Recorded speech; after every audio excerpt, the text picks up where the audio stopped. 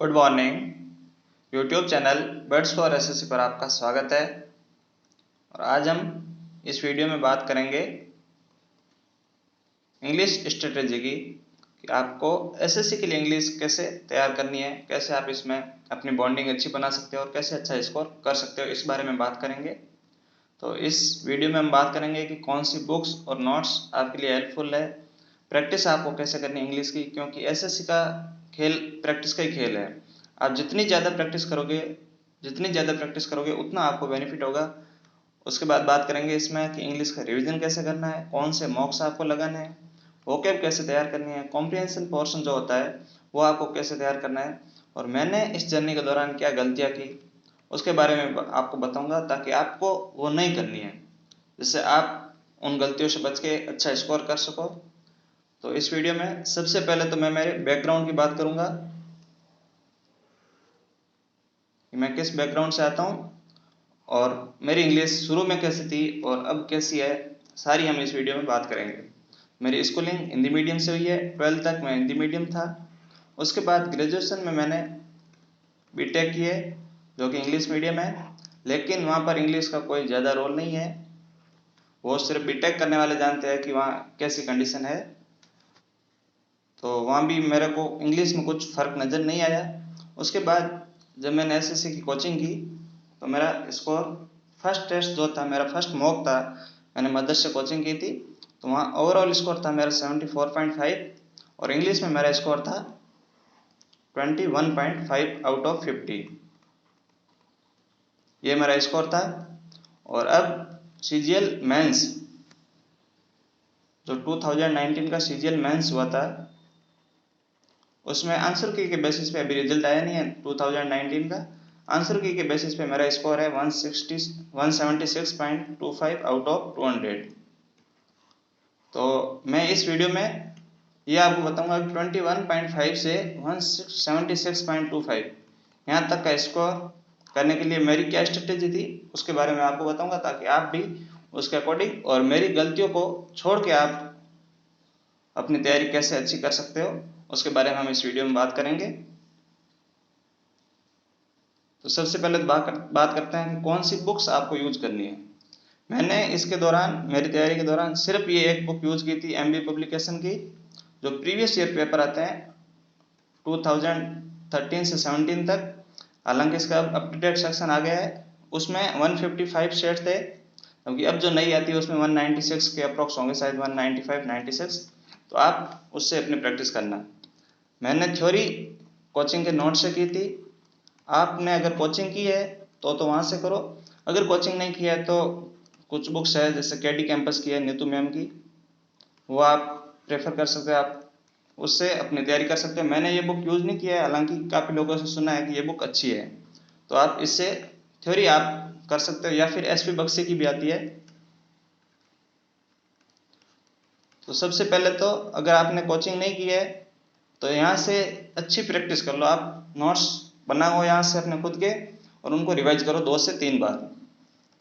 फिर आपको प्रैक्टिस करनी है, और प्रैक्टिस के लिए मैं यही बुक रिकमेंड करूँगा कि आप ये लेके आए, जो 196 सेट की आती है, जिसमें सेट वाइज है और साथ में इडियम्स भी है, वन वर्ड्स भी है और वोकैब भी आपको इसमें मिलेगी। तो ये सारी, और कुछ रूल्स भी है शायद, तो इनके बेसिस पे आप अपनी प्रैक्टिस करते हो। और इसमें सेट वाइज है, जैसे पहले प्री का पेपर आता था तो उसमें 50 क्वेश्चंस का सेट आता था, तो वो है। उसके बाद मेंस के स्टेनो के क्वेश्चन है जिसमें 100 क्वेश्चन के सेट आते हैं। फिर जो प्री 25 क्वेश्चन का होता है वो है, और सीपीओ के क्वेश्चन भी आपको मिलेंगे इसमें। प्री के सीपीओ मेंस के 200 का होता है, सीपीओ प्री में 50 का सेट आता है। तो ये सारे सेट वाइज आपको मिलेंगे, जिसमें आपको सेट से प्रैक्टिस करनी है, और उन सेट से प्रैक्टिस कैसे करनी है उसके बारे में बात करेंगे। तो सबसे पहले तो आपको केडी कैंपस या फिर एसपी बख्शी, अगर आपने कोचिंग नहीं की है तो इनकी और यूट्यूब की हेल्प से आप अपने खुद के नोट्स बनाओ, और उनके बेसिस पे आप पहले थ्योरी याद करो 2 से 3 बार। जरूरी नहीं है कि पूरी आपको रटनी है, आप अगर धीरे धीरे 2 से 3 बार करोगे तो फिर आपको प्रैक्टिस करने से वो सारे पॉइंट धीरे धीरे याद हो जाएंगे। अगर आप इस बुक से प्रैक्टिस करोगे तो 2 से 3 बार आपको एक बार पढ़नी है। फिर जैसे आप अब एमबी की सेट कैसे लगाओगे, एक बार आपने अगर थ्योरी कंप्लीट कर ली अपनी, तो फिर एमबी की सेट लगाने, जैसे ये 2017 का मेंस का पेपर था, सेट नंबर 72 था इस बुक का। तो पहले वो आप 2 घंटे में, जैसे टीयर 2 का 2 घंटे का होगा, बाकी 5-10 मिनट में प्री का तो हो जाता है 8 से 10 मिनट में। तो आप पहले वो सेट लगाए, और सेट में मैं यहाँ स्क्रीनशॉट लेना भूल गया, आपको वहाँ पर टिक मार्क नहीं करना है। जैसे फर्स्ट क्वेश्चन है, यही मान लो आप टेमेरिटी था सास, तो ये तो क्वेश्चन था, इसमें 4 ऑप्शन थे, फर्स्ट, सेकंड, थर्ड और फोर्थ।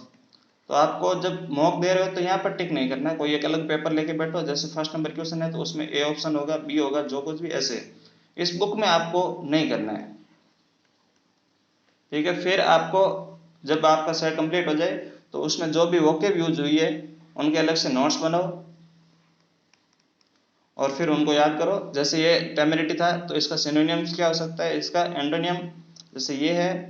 और मेरी गलतियाँ क्या थी कि जो वर्ड थे, जैसे ये काफ़ी सारे और वर्ड्स है, तो इनके मैंने ना तो सिनोनिम्स लिखे हैं ना फिर एंटोनिम्स। तो आपको जितने भी सारे वर्ड्स है उनके या तो आप गूगल से करो या कहीं और से, सारों के सारे जितने भी वर्ड है सबके आपको सिनोनिम या एंटोनिम लिखने हैं। जैसे डेप्राइव वर्ड है तो इसके और क्या क्या हो सकते हैं, जैसे एक्सप्रोप्रिएट हो सकता है इसका। तो ये सिनोनिम आपको लिखना है। तो इस हिसाब से आपको वोकैब तैयार करनी है, फिर इनका रिवीजन करना है। जैसे एक बार आपने कर दी, जब अगला सेट आप दो नेक्स्ट डे, तो उससे पहले एक बार इस पूरे पोर्शन को आपको रिवाइज करना है, जिससे आपको बाद में रिवीजन की जरूरत नहीं पड़े। एग्जाम के टाइम आपको आप पर प्रेशर नहीं आए कि इतना सारा रिवीजन करना, आपको रिवीजन साथ साथ करने चल रहा है। उसके बाद ये तो हो गया वोकैब का पोर्शन। फिर जैसे इडियम्स है, तो मेंस के पेपर में 10 सेट का इडियम्स आता है, तो जरूरी नहीं है कि आप सारी इडियम्स यहाँ लिखो।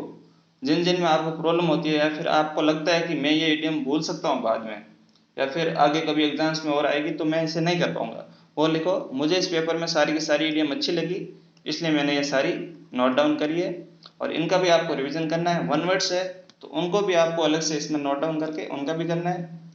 फिर अगर बात करें, जैसे एरर के क्वेश्चन भी आते हैं, 20 क्वेश्चन एरर के आते हैं मेंस के पेपर में, और 20 सब्स्टिट्यूशन के आते हैं, जैसे अपने सेंटेंस इंप्रूवमेंट के। तो उसमें जो भी आपको ऐसे लगे कि ये रूल अच्छा है, कुछ क्वेश्चन ऐसे भी होते हैं कि हमारे सही हो जाते हैं सेट में, लेकिन जो हमने लॉजिक लगाया वो गलत होता है, गलती से वो हमारा सही हो जाता है। तो उन क्वेश्चन को भी देखना है कि मैंने इसमें क्या लॉजिक लगाया और इसका सही में लॉजिक क्या था, फिर उसको आपको नोट डाउन करना है, ताकि रिवीजन के टाइम फिर आप अगर वो बार बार आंखों से निकालोगे तो आपके सामने रहेगा।